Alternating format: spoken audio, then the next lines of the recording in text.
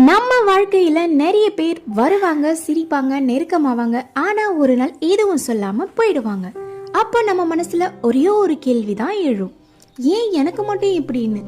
இந்த கதை வேற யாரோடதும் இல்ல, இது நம்ம மாயாவோட கதை. அது ஒரு அழகான கோவில் நகரம். அந்த கோவில் நகரத்துக்கு பக்கத்துல ஒரு சின்ன கிராமம். அந்த கிராமத்துல இருக்கிற ஒரு சின்ன பொண்ணுதான் நம்ம மாயா. மாயாவுக்கு ஒரு தனி குணம் இருந்துச்சு. அவளுக்கு எல்லாரையுமே பிடிக்கும். அவரோட சொந்தம், பந்தம், நண்பர்கள், பழகுறவங்க கூட அவ மனசுல இடம் கொடுத்துருவா. அதுதான் அவளோட ஸ்ட்ரென்த்னு சொல்லணும். அட் த சேம் டைம் அதுதான் அவளோட வீக்னஸ் கூட. மாயாவுக்கு நண்பர்கள்னா ரொம்ப பிடிக்கும். என் வாழ்க்கையில நிறைய நண்பர்கள் இருக்கணும் அப்படின்னு அவ மனசுக்குள்ள ஒரு பெரிய ஆசை. நான் ஒரு அழகான கோவில் நகரத்துக்கு பக்கத்துல இருக்கிற சின்ன கிராமத்துல இருந்து பேசுறேன். எனக்கு நண்பர்கள்னா ரொம்ப பிடிக்கும். உங்களுக்கு பிடிக்குமா?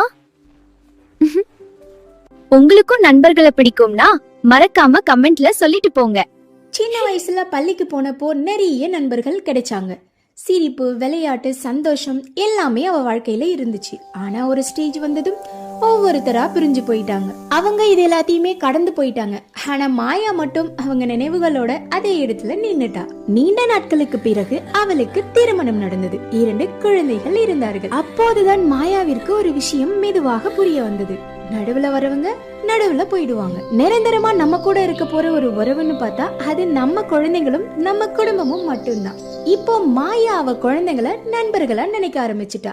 சின்ன சின்ன சந்தோஷத்தை கூட அவ குடும்பத்தோட சேர்ந்து பெருசா ரசிச்சு வாழ கத்துக்கிட்டா. இப்போ அவ வாழ்க்கை பீஸ்ஃபுல், ஹாப்பி, கம்ப்ளீட். ஓகே குட்டீஸ், யாரும் நமக்காக இல்லைன்னு நினைச்சும் வருத்தப்படக்கூடாது. நமக்காக இருக்கிறது எப்பவுமே நம்மளை விட்டு போகாதுங்கிறது தான் மெசேஜ். ஓகே குட்டீஸ், மீண்டும் ஒரு அழகான கதையில் சந்திப்போம். டாடா.